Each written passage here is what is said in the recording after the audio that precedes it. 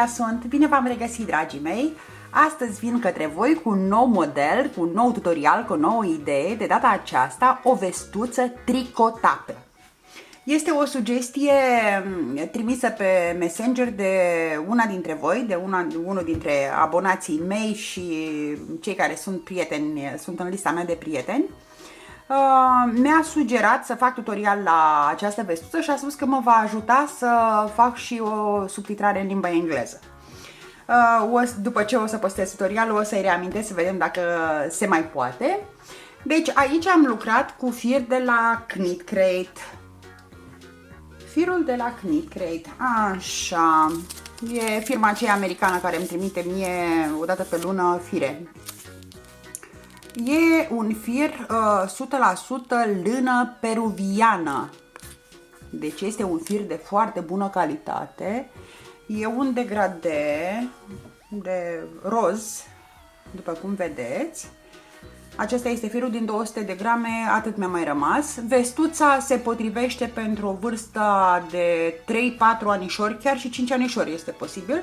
Acum depinde cât de dolofan este copilașul, dar poate fi adaptată cu foarte multă ușurință, începând de la nou-născuți bebeluși până la adulți, fără niciun fel de problemă. Haideți să vă spun ce dimensiune am eu aici, deci de la umăr de sus până jos. Uitați, mi se duce până la 43 de cm, de aceea v-am zis că merge și pentru 5 anișori.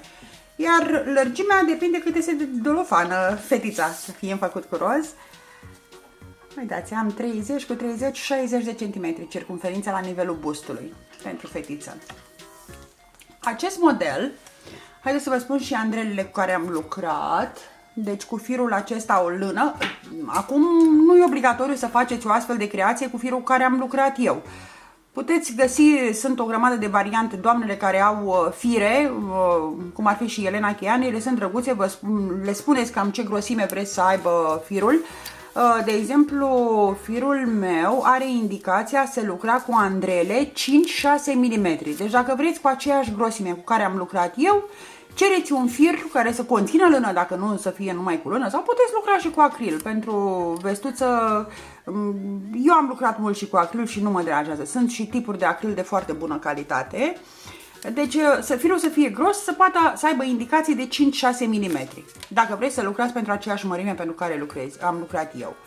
Iar andrelele, pentru că nu au număr pe ele, ia să văd eu, la 4,5 nu intră, la 5 nu intră, la 5,5 intră. Deci andrelele sunt 5,5.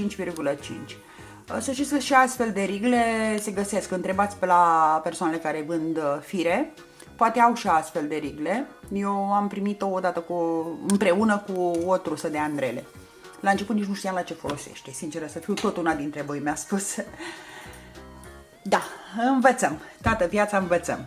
Deci, modelul este extrem de ușor, el arată și extraordinar de frumos. Mie îmi place, mi-a plăcut maxim din prima clipă, m-am îndrăgostit de el, pur și simplu, din prima clipă de când l-am văzut. Deci are 3 secvențe de model, se pornește dintr-un colț, pe 3 ochiuri, puse pe andrele și se mulțește pe o parte și pe alta până se obține, dacă e să întoarcem pe o laterală, un sfert din circumferința vestuței sau bluzei, poate vreți să faceți o bluză, a bluzei vârsta pentru care lucrați voi. Sper că m-ați înțeles, n-am încurcat cuvintele.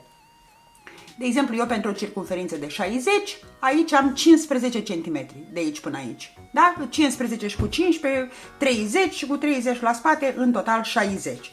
Dar dacă voi vreți să lucrați pentru o circumferință de 100, spre exemplu, atunci, deci trebuie să mulțiți până aveți, nu pe partea unde aveți andrelele, pe una din celelalte laturi, să aveți 25 de cm. Și atunci 25 la un piept, cu 25 de la pieptul celălalt, 50 și cu 50 la față, cu 50 la spate, ați obținut exact circumferința, deci cu siguranță o să vă iasă, deci nu trebuie să faceți mostră dinainte sau să testați firul, pur și simplu lucrați și măsurați partea aceasta așa cum o să vă arăt eu. Apoi pe o parte se înmulțește, pe o parte se scade. La prima parte o lucrați după cum vă vine, pur și simplu. Important e la partea a doua să fiți atenți ca să vă iasă imaginea în oglindă. La prima parte cum vă iese, deci important e să aveți mărimea dorită, apoi lucrați până obțineți lungimea aici de la sub braț cât de lungă vreți să faceți voi vesta, bluza sau ce lucrați voi. Apoi, în momentul când vedeți că este suficient, am făcut partea aceasta de bobițe, un model foarte, foarte ușor, un model care se face doar pe față, pe dos se lucrează tot. Eu am lucrat aici doar ochiuri pe față, pentru că lucrez pe deget și mi este mai ușor. Dar să știți de unde m-am inspirat, unde am văzut modelul, doamna aceea lucra, nu știu dacă era turcoaică, portugheză, nu știu exact din ce țară era, lucra pe gât și atunci lucra doar cu ochiuri pe dos, deci cu ața în față. Eu am lucrat cu ochiuri pe față pentru că așa mi este mai comod. Și se lucrează partea aceasta de umăr, așa, și apoi ne întoarcem. Deci pe partea unde am înmulțit, pe partea asta altă scădem. Unde am scăzut pe partea asta altă, aici înmulțim, în așa fel încât să ne iasă imaginea în oglindă. Apoi am cusut cu acu și eu zic că a ieșit foarte bine. Pare că e ca și cum ar fi cu model și pe laterale la fel. Uitați, și aici la fel, tot cusut cu acu. Mie îmi place cum a ieșit, are un aspect drăguț. De unde m-am inspirat eu, avea un șnur cu 2 cănăfiori aici în față, dar eu am zis că cu 3 năsturei vine mult mai bine. Bine, puteți să puneți năsturei până jos, nu e niciun fel de problemă și să închideți vestuța, puteți să-i puneți mai rar decât i-am pus eu pe aceștia 3 și să puneți, asta ține de alegerea fiecăruia. Eu țin să vă mulțumesc din tot sufletelul meu că ați lucrat și lucrați alături de mine. Eu sper să vă placă și această idee, acest proiect și să lucrați și pe acesta cu același drag. Să vă faceți și voi, dragilor, faceți-vă și voi vestuțe și bluzițe, dar vestuțe, că tocmai a venit vremea rece și se fac. Deci un astfel de model extrem de ușor, deci foarte, foarte ușor și pentru cine are rapiditate la tricotat, chiar și rapid, bineînțeles. Mulțumesc din tot sufletelul meu că sunteți alături de mine. O să vă rog să dați click pe abonare. Pregătesc un concurs. Bine, mai pentru la anul încolo am început să strâng din premii și unul dintre criteriile de bază va fi să fiți abonați. Dați click pe abonare, nu vă costă absolut nimic. Absolut, absolut nimic nu vă costă și nu neapărat numai la canalul meu. Pe toate canalele unde vreți, care vă atrag atenția, la noi, româncele sau în afara țării, dați click pe abonare și pe clopoțel pentru că primiți apoi notificare. Poate vă atrage atenția cineva, oricine, nu neapărat eu. Și vreți să vedeți ce lucrează în continuare. Dacă sunteți abonat, puteți urmări cu ușurință, pentru că apoi în timp puteți uita numele persoanei respective sau canalului unde ați văzut un model interesant și ar fi păcat. Eu știu cam de câte ori mi s-a întâmplat să caut și să caut și să caut și uneori chiar să nu mai găsesc ce mi-a atras atenția la un moment dat, pentru că n-am fost atentă. Haideți să pornim la lucru, la frumoasa noastră vestuță. Vestuță, bluziță, cum vreți voi să-i spuneți, dar eu vestuță îi spun. Nu vă imaginați cât de moale este, fiind din lână de aceasta peruviană, arată grozav. Eu în descrierea acestui video o să las și link-ul către pagina Knit Crate, firmei americane. Poate sunt dintre voi care vor să cumpere un astfel de produs, pentru că, astfel de fire, pentru că sunt fire extrem de bune, de foarte, foarte bună calitate. Lucrările făcute cu firele astea nu se scămășează, lucrările nu se lasă, dacă sunt lucrate corect și cu andreile potrivite. Ați văzut că e indicat între 5 și 6, eu am lucrat cu 5,5. Acum să pornim la lucru, cu elan și cu drag, dragilor. Și după cum v-am spus, modelul începe dintr-un colț. Începem de aici. Până aici se lucrează crescând la fiecare început de rând. Apoi o să vă arăt pas cu pas. Întâi punem 3 ochiuri. Avem 2 și încă 1, 3. 3 ochiuri. Acum aș vrea să nu fac zgomot, dacă se poate.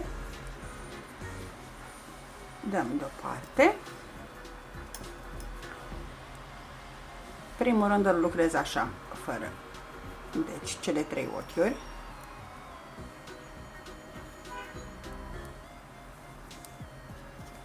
Așa. Acum, la fiecare început de rând vom înmulți. Și uitați cum înmulțim. Deci agăți, pentru că eu o să lucrez ochiuri pe față. Deci doar ochiuri pe față. Deci și o să iasă așa. Da? Punctul leneș poate se numește ăsta.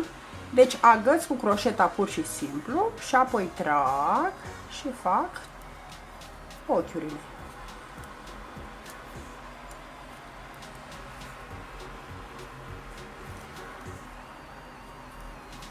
întoarcem. Deci, agăți cu andreaua și apoi lucrez restul ochiurilor. În felul ăsta se mulțește, da? Pentru că se obține un ochi în plus.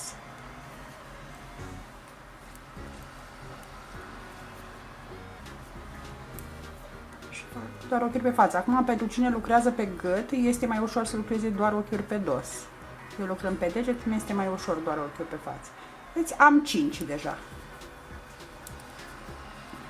Începutul rândului următor. Deci, iau cu andreaua, trag firul, îl duc spre spate și lucrez restul ochiurilor, având grijă să nu lăsăm larg aici la începutul rândului, ca să se vadă frumos. Și restul ochiurilor le lucrăm numai pe față. Asta mi-a scăpat. Și am, uitați, 2, 4, 6 deja. Întoarcem. Agăți cu andreaua. Deci, în felul ăsta mulțesc la începutul rândului. Restul lucrez pe față.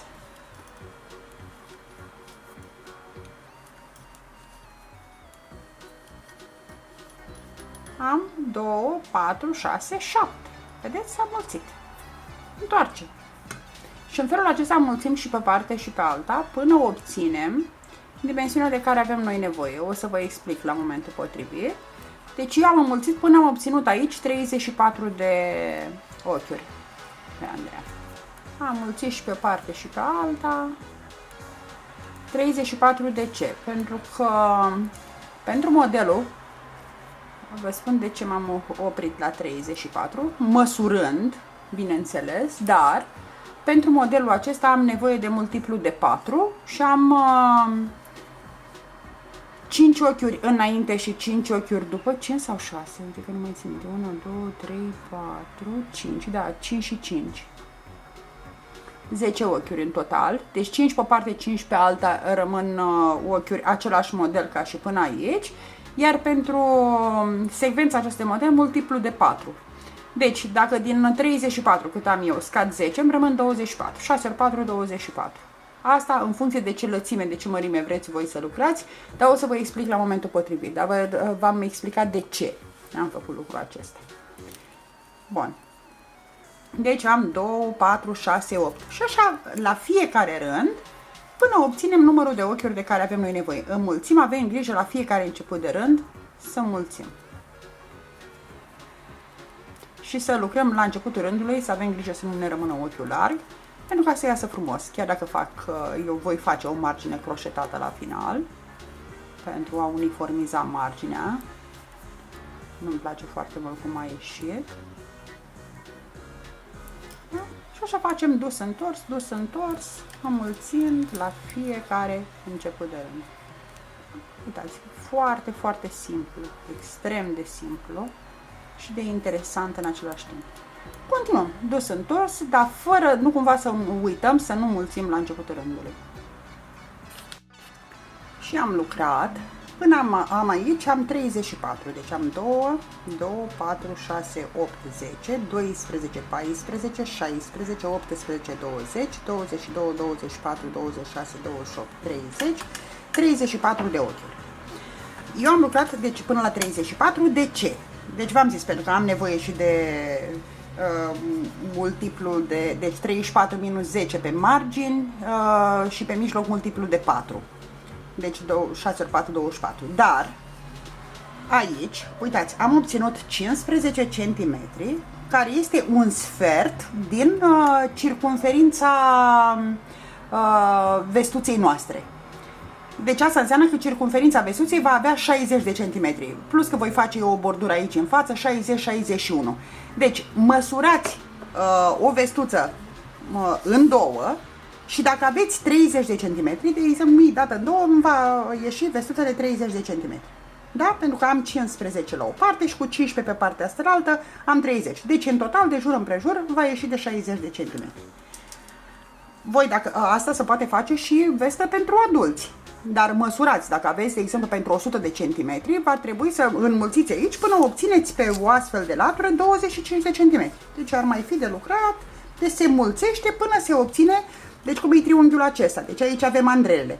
Deci dacă întoarcem pe o parte, o latură, nu latura aceasta cu unde sunt andrelele, oricare din cele două, că acestea sunt egale. Da? Bun. Și trebuie să mai avem grijă la un aspect.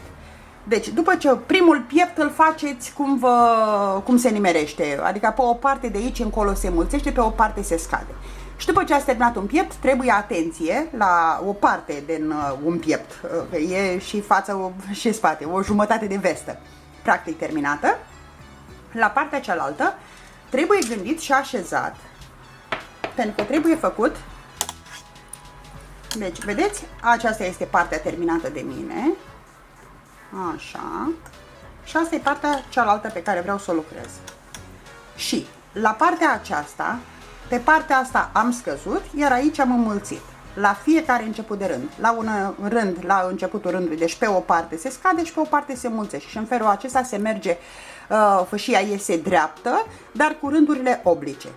Și pe partea asta, deci pe exterior, pe exteriorul vestei am scăzut, iar pe mijloc am înmulțit. Punând colțul acesta pe partea asta, deci vom face exact invers, adică exact la fel. Aici, pe partea aceasta, care este pe interiorul vestei, aici voi înmulți, iar aici voi scădea. Și ca să nu existe riscul să greșesc, o să pun un semn pe partea, deci până acum am tot înmulțit și pe o parte și pe alta, da? Și o să pun semn pur și simplu pe o parte, deci să fie partea unde o să mulțesc. O să vă dați seama după ce lucrați câteva rânduri, deci nu e niciun fel de probleme, nu există riscul să greșiți. Dar eu mă refer la începătoare, ca să nu existe riscul, să poate ele nu văd din prima, la fel cum văd cele experimentate. Deci pus un semn oarecare și o ață băgată pur și simplu ca să știți în colțul unde trebuie să mulțiți. Deci pe partea asta voi mulți la începutul rândului, la fiecare început de rând pe partea asta unde am pus semnul, deci voi înmulți, iar pe partea cealaltă, la începutul rândului, voi scădea. Bun. Deci de aici încolo, până la sub braț, și o să vă dați seama, o să vedeți după ce lucrați câteva rânduri, că o să vă dați seama cum o să arate. Deci la începutul rândului, pe partea unde am pus boldul, înmulțesc, deci la fel ca și până acum. Agăț și lucrez. Pentru că eu am lucrat numai ochiuri pe față. Până la sfârșitul rândului, deci lucrez ochiuri pe față. Am terminat rândul. Acum întoarcem. Deci pe partea unde nu avem semnul, vom scădea la începutul rândului. Da? Ce înseamnă că luăm două ochiuri odată. Da? Am luat două odată. Și lucrăm și scoate din două, facem unul. În felul ăsta am scăzut. Restul ochiurilor lucrăm ochiuri doar pe față. Deci la începutul rândului, pe partea unde nu avem semnul, am scăzut. Continuăm doar cu ochiuri pe față până la sfârșitul rândului.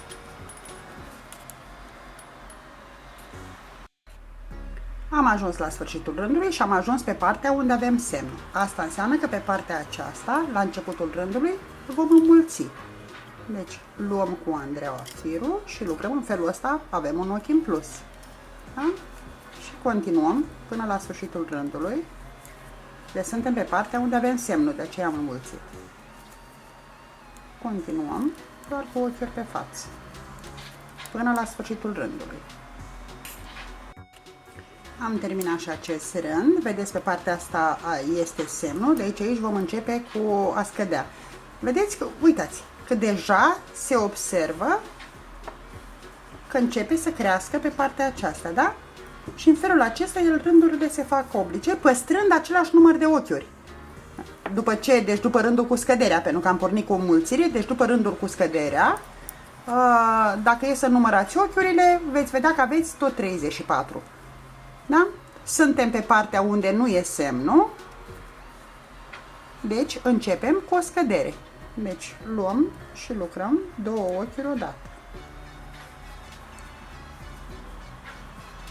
În restul ochiurilor lucrăm doar ochiuri pe față.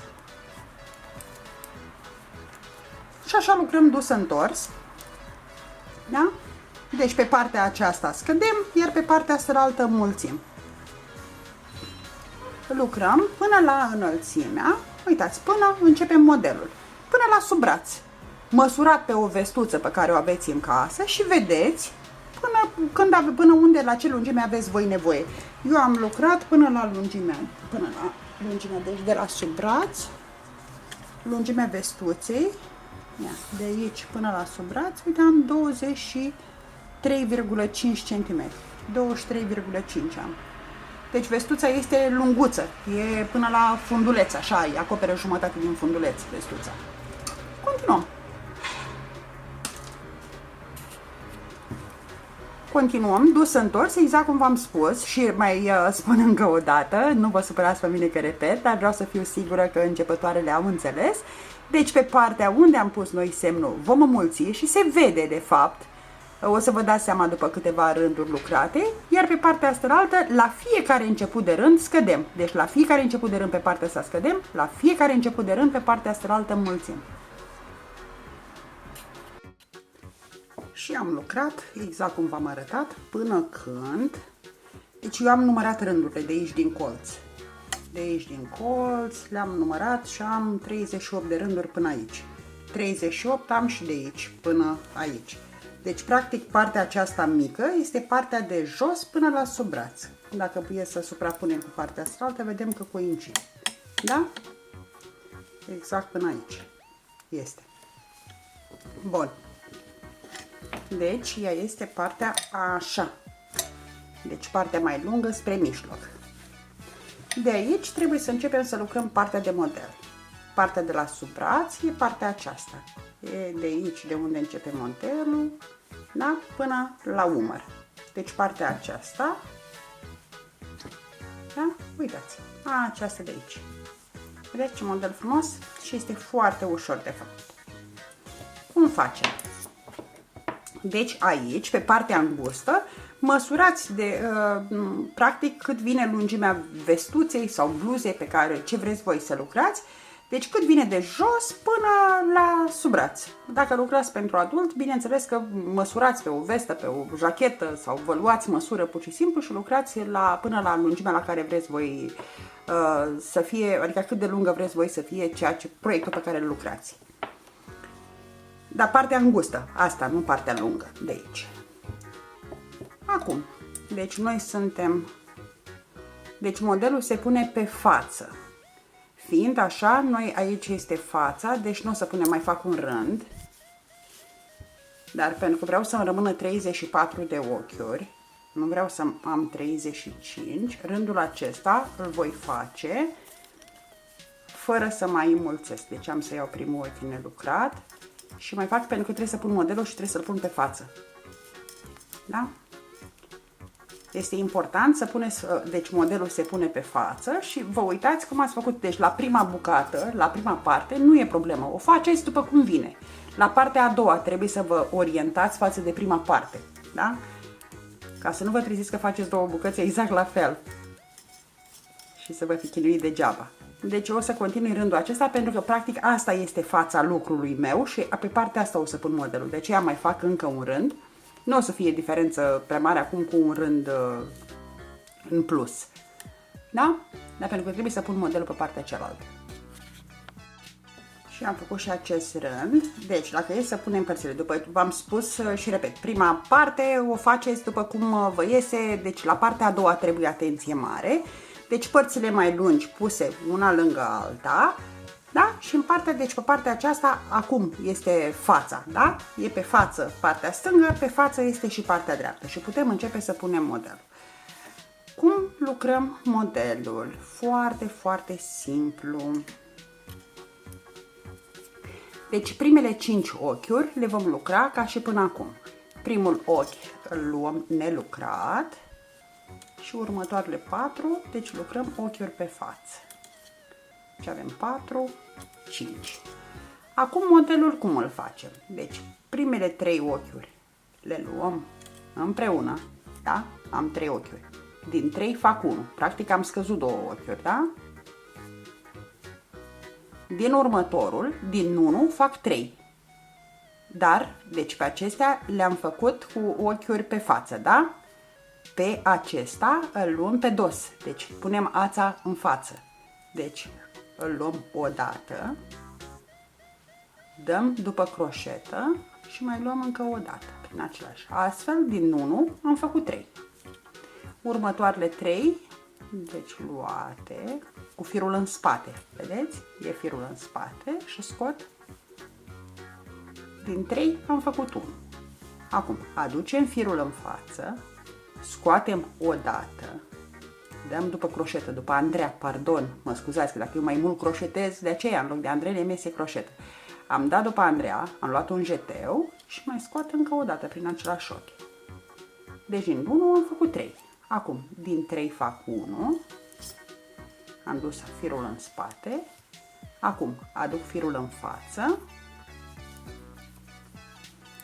scot o dată, iau jeteu, vedeți că iau pe dedesubt, da? Iau jeteu și încă o dată prin același ochi. Din 1 am făcut 3, da? Acum, din următorii 3 fac 1, aduc firul în față, din 1 fac 3. Deci scot o dată, iau jeteu și încă o dată. Și acum din 1 fac 3, iarăși. Sunt 6 astfel de secvențe. Din 3 am făcut 1, acum din 1 fac 3. Sunt obosită și mai una vreau să zic și alta mi iese, se mai întâmplă. Așa, acum iarăși din 3 fac 1. Și încă un aspect important, dacă rândul începem cu o scădere, trebuie să terminăm cu o înmulțire, ca să avem exact același număr de ochiuri, să nu ne trezim că... Deci este important să fiți atenți și la amănuntul acesta, da? Deci am pornit cu o scădere, terminăm cu o înmulțire. Și 1 și am făcut 3. Și acum au mai rămas ultimele 5 ochi. Pardon, pe care o să le lucrăm. Ochiuri.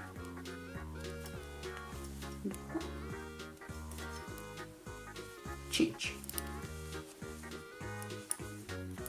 Pe dos vom lucra toate ochiurile pe față. Deci, primul ochi îl luăm nelucrat și avem grijă să-l strângem, să nu-l lăsăm lăbărțat. Și toate ochiurile le vom lucra pe față. Deci, primele 5, 3, 4. Dacă se întâmplă să aveți un ochi în plus, să-l scădeți. Important este să aveți 5 în margine. Și acum, celelalte, să vedeți că vă vin ușor. Deci, uitați, ele vin ușor de a fi lucrate pe față. Da? Și toate le lucrăm exact în același sens, până la sfârșitul rândului. Deci rândul pe dos sunt doar ochiuri pe față. Deci cu firul în spate.